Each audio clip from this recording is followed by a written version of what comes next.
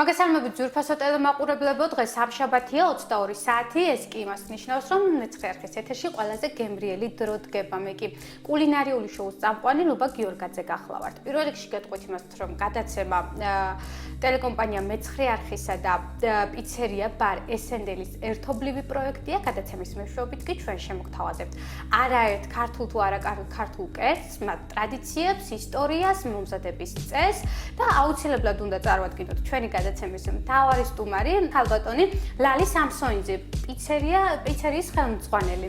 კიდევ ერთხელ მოგესალმებით ქალბატონო ლალი. მეცხრე არხის მაყურებელს და არა მარტო მეცხრე არხის მაყურებელს დიასახლისებს გავაცნოთ თუ რა კერძს მოვამზადებთ. მოგესალმები ლუბა, მივესალმები ჩვენს მაყურებელს. დაპირებულ მექსიკურ კერძს გვთავაზობთ დიასახლისებო.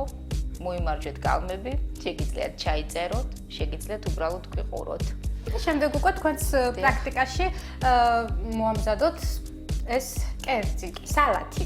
კარგით, ქალბატონო ლალი, პირველ რიგში გითხარით მასალები, რა მასალები შეგება? ცხელი კერძია, ლუბა მინდა გითხრა, ცხელი სალათია. მექსიკელები ძალიან დიდი მოყვარულები არიან სალათის, ძალიან დიდ პატივს სცემენ.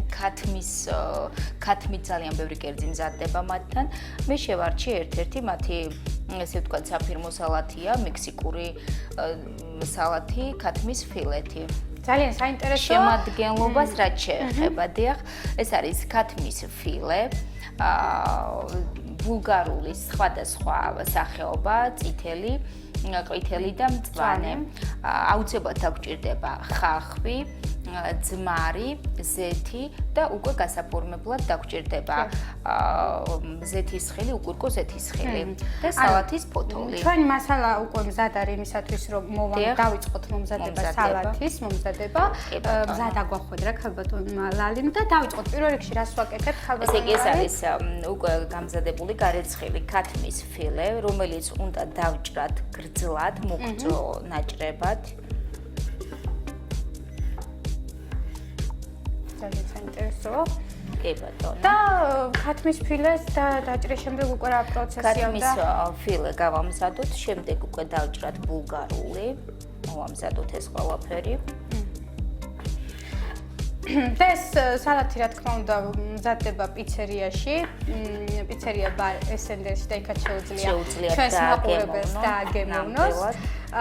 და მოდით ამ სალათის მოკლე ისტორია რო გითხრათ, საიდან თქვენ როგორ ისწავლეთ, რამდენი ხანია რაც ამას ამზადებთ და რამდენად ასე ვთქვათ მოთხოვნადია და ისტორიას რაც შეეხება, ერთადერთი ვიცი ის რომ არის მექსიკური, მეტი არაფერი შემიძლია გითხრათ, მაგრამ როდესაც ამზადებლობა, მე გიწევს გემოვნების მიხედვით რაღაცების ჩამატება, მაგალითად ძმარი არ ქონდა ამ სალათს, მექსიკელები ძმარს როგორც ჩანს ცოტა ნაკლებად ხმარობენ, მაგრამ ქართველები მოყვარულები ვართ. დიახ, მოყვარულებია ძმრის და სხვათა შორის ძმარი ძალიან სასარგებლო ადამიანის ჯანმრთელობისათვის მე და სხვათა შორის ევროპელები დრო და დრო სხვადასხვა მის დადებით თვისებებსაც პოულობენ. ერთ-ერთი ასეთი მინდა გითხრათ, რომ ევროპელებმა ბოლო პერიოდში დაადგინეს, რომ თურმე ძმარი მარილიან ხორცს უნდა დაასხან და შემდეგ უკვე ის სხვადასხვა უარყოფით და მავნე ასე ვთქვათ ბაქტერიებს თვისებებს კარგავს. თუ მას სამკურნალო მცენარეებსაც დავამატებთ, მთლად სამკურნალო და მთლად უკეთესი ადამიანის ჯანმრთელობისათვის და ეჭვიც არ მეპარება კიდევ ერთი მიზეზი მისი ასე ვთქვათ სარგებლობის მიხედვით, რომ თქვენ გადაწყვეტეთ სწორედ ამ სალათში გამოგეყენებინა, თუმცა მე უფრო ალბათ უფრო გემოვნების გამო გადავწყვეტე. მის დადებით თვისებებთან ერთად გემოვნება ძალიან კარგია ნებისმიერ კერძში, როგორც ვიცით. ეხლა ჩვენ ჭრით ბულგარულს. რატომ ეს სამი სალათი და რა ერთი? ვიზუალურად ძალიან ლამაზი გამოდის, ლუბა მინდა გითხრა, როდესაც დავასრულებთ, ნახავთ, ესთეტიურად ძალიან ლამაზია სალათი, ამიტომ გადავწყვიტეთ, რომ იყოს სამივე ფერის ბულგარული. და უფრო გამრავალფეროვნა. კი ბატონო, დიახ. შემდეგ უკვე ყვითელი ბულგარული უნდა დავჭრათ, დიახ. ამის შემდგომ უკვე ჩვენ უნდა გავახუროთ ტაფა, დავასხათ ზეთი. და მოვათავსოთ ქათმის ფილე. ქათმის ფილე, კი ბატონო. მოვათავსოთ ქათმის ფილე და უნდა აი ოქროსფერი უნდა მიიღოს, არ უნდა დაიწვას და არც თეთრი არ უნდა იყოს. და დრო რამდენი ხანი ჭირდება მის ჯერ ამ დააჭრას ამ მომზადების პროცესს, შემდეგ უკვე შეწვას და ტაფაზე მოთავსებას და დაახლოებით 20-25 წუთი დაჭირდება. თუკი გზად აქვს ინგრედიენტი ყველაფერი 20-25 წუთია საჭირო რომ ეს სალათი დავასრულოთ. შორის ქალბატონელად მე ჩვენს მაყურებელს უკვე ვუთხარი რომ ჩვენი გადაცემის მეშვეობით გარდა იმისა რომ გაეცნობა ძალიან საინტერესო კერძებს, მათი მომზადების წესებს, ტრადიციებს, ჩვენ არაერთ ძალიან საინტერესო რჩევასაც მივცემთ ჩვენს დიასახლისებს და ხალხზე მინდა უთხრა, ალბათ ძალიან ბევრმა დიასახლისმა არც იცის, რომ ანუ ყველასთვის კარგად არის ცნობილი, რომ ხალხი დაჭრის პროცესში მიუხედავად იმისა, რომ ჩვენ უკვე დაჭრილი გვაქვს ხალხი და გამზადებული გვაქვს, მაგრამ მისი დაჭრის პროცესი არის ძალიან ცუდი ბევრი დიასახლისთვის, იმიტომ რომ იწვევს თვალიდან ცრემლდენას, თვალის წვას და მის შესახებ შეიძლება ბევრმა არც იცის, რომ ეს როგორ უნდა აიცილოს ეს პროცესი თავიდან. პირველ რიგში მაინტერესებს ქალბატონულად თქვენ თუ გაქვთ ამისი რაიმე მეთოდი, ვისაც რომ ალბათ ხშირად გიწევთ ხალხს შემოილობა როგორც ყოველთვის ხახვის დაჭრის დროს ვტირი ვარ, ამიტომ მე უკვე წინასწარ დაჭრილი გავამზადე, რომ არ ვიტირო აი ამ ეთერის დროს. მაშინ თქვენ ასეთი წესი არსებობს, რომ როდესაც ხახვის ჭრი დანა უნდა ანუ ამოავლო ძმარში და დაჭრის პროცესში სხვათა შორის არც გემოს აძლევსო ასე გვეუბნებიან და არც სულსო და ჩვეულებრივად ეს თვალისგან ცრემლდენას ვიცილებთ. ჩვენი სალათი რა პროცესშია, ჩვენი სალათი ჩვენ უკვე მოვათავსეთ ქათმის ფილე ტაფაზე, დავდეთ დახურებულ ტაფაზე, ცხელ ტაფაზე, ზეთიაზე და აი შეხედეთ ფაქტიურად უკვე დაიწყო ნელა-ნელა დაბრაწვა, ამას არ ჭირდება დიდი დრო. ოდნავ უნდა შეებრაწოს, ხო? ოდნავია, საკმაოდ სწრაფად ხდება. და ტემპერატურა შეიძლება ახლა ცოტა დავუწიოთ, ლობა ქათმის ფილე საკმაოდ მალე ხდება, მინდა გითხრათ, დიდ დროს არ მოიწოვს.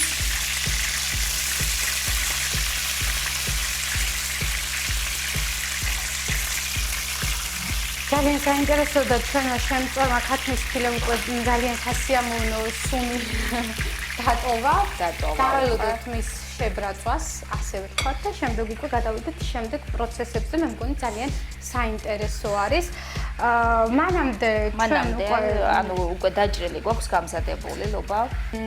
ზოგადად ესეთი სალათების მოსამზადებლად და გასაფორმებლად ეს სალათის ფოთლები ძალიან ტრადიციულია, ვიზუალურად და სწორედ ამ მიზნით იყენებენ. სხვათა შორის სალათი არა მარტო მექსიკაში, ჩვენ ვამზადებთ მექსიკურ სალატს და არა მარტო მექსიკაში ტრადიციული, ასე ვთქვათ, კერძი არის ევროპის ძალიან ბევრ ქვეყანაში, მაგალითად ხმელთაშუა ზღვისპირეთის ქვეყნებში, თუმცა ბოსტნეულთან ერთად ამ ქვეყნებში რახან ზღვასთან ახლოს ცხოვრობს ეს ხალხი ზღვის პროდუქტებსაც იყენებენ და ძალიან მრავალფეროვანი და საინტერესო სალათებსაც ამზადებენ. თქვენ თუ გაქვთ რაიმე ესეთი კერძი ზღვის პროდუქტებით სამწუხაროდ არც მენიუში გვაქვს და მე თვითონაც არ მომზადებ. ალბათ მე თვითონ არა ვარ თევზის მოყვარული და საერთოდ ზღვის პროდუქტების მოყვარული და ეს არის მიზეზი, თავარი მიზეზი. მე ამოვიღებ უკვე ქათმის ფილეს გამზადებულია. ჩვენ ქათმის ფილეც უკვე შეიბრაჭათ ახალში ასე ვთქვათ. ამასაც მოვათავსოთ გახდა და არავითარ შემთხვევაში არ უნდა დაიწვას. სუნი ძალიან კარგი აქვს. კი ბატონო. მოვათავსოთ თეთრზე და უკვე ამ ზეთში ჩაუშვათ. ბულგარული წიწაკა იმისათვის რომ მოუშუშოთ, მოიწითოს.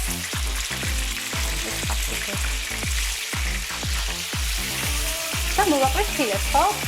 სწორედ მახსოვს. შემდეგ უკვე აი საბოლოო ჯამში, როდესაც გამზადდება, ფილესაც ჩაუშვებთ ამავე ტაფაში.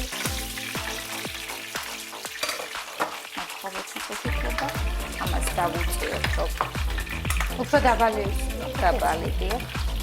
იმისათვის რომ არ დაიწვას.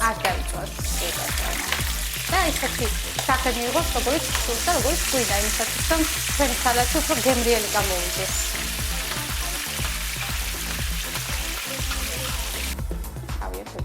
არა, შეგიძლიათ გვეწვიოთ და აგემოვნოთ ჩვენთან პიცერიაში. და სანელებლები უბრალოდ ბოლოს, ხო? კი, სანელებლები მე ვხმარობ უკვე შერეულ სანელებელს, ამას როგორც ვიცი ეძახიან ხარჩულ სუნელს. ამაში კი გაზავებულია ყვითელი ყვავილი, ცხმელი ქინძის და უცხო სუნელიც. ძალიან უხდება ზაფრანი. ხო, ხათაშორის ზაფრანად აღიარებულია სანელებლების, ასე ვთქვათ, მეფედ. კი. ერთ-ერთი მთავარი სწორედ ქართული სამზარეულოსთვის, საცივისთვის კი ბატონო. სანელებლები ზოგადად აღმოსავლური ქვეყნებიდან მოდის, თუმცა ქართველებმაც ძალიან ბევრი სანელებელი შეიტანეს და უკვე არის ქართული ტრადიციული სანელებლები, ქართული გემო, ასე ვთქვათ და უკვე კულინარიაში და ზოგადად სხვადასხვა კერძის მომზადების დროს ქართული დიასახლისები უკვე ქართულ სანელებელს სანელებლები საერთოდ ჩვენი სავიზიტო ბარათია. ინდოელების შემდეგ ინდოელების შემდეგ უკვე სანელებელი ქართველების სავიზიტო ბარათი გახითქმის. აი ამას დაჭირდება დაახლოებით 5-7 წუთი რომ აი ჩაიწუშოს კარგად, კი ბატონო. და ჩვენი სალათიც მზად იქნება. ჩვენი კერძი ფაქტიურად უკვე მზად არის, ის გადაგვრჩენია, ჩავაყაროთ ეს გამზადებული ქათმისფილე. შეგიძლია მოხვიდე და ნახოთ, როგორი ლამაზად გამოიყურება და ძალიან კარგი სუნიც აქვს. დიახ, ეს შეიძლება ჩავუშვათ შეგნით. და ეს უკვე ფილესთან არეული უკვე რამდენი ხანს უნდა გავაჩეროთ კარგი. აღარ უნდა უკვე გაჩერება, უბრალოდ ამოვურიოთ, იმიტომ რომ ძმრის გემო აიღოს უკვე ქათამაც, ქათმისფილემაც. ამიტომ ჩაუშვით და გადავიღებთ ბლუზაზე.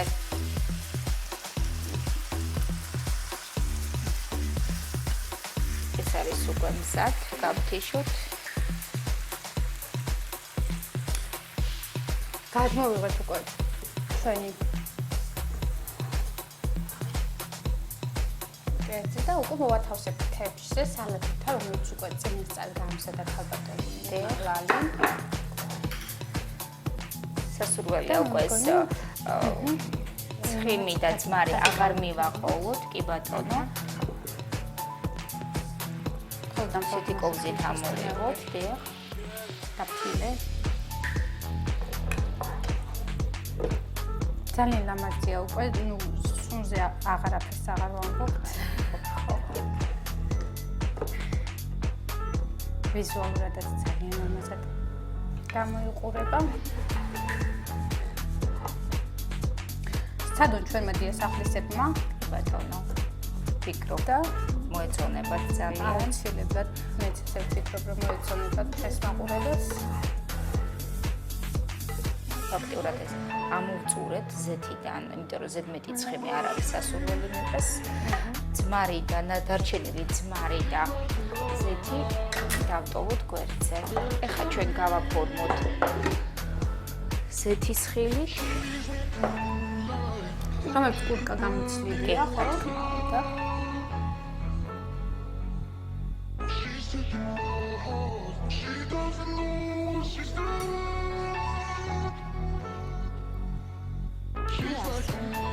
ნამდვილად მცირე დროს მოითხოვს, ლობა მინდა გითხრა და არც ძალიან ბევრი პროდუქცია არ ჭირდება.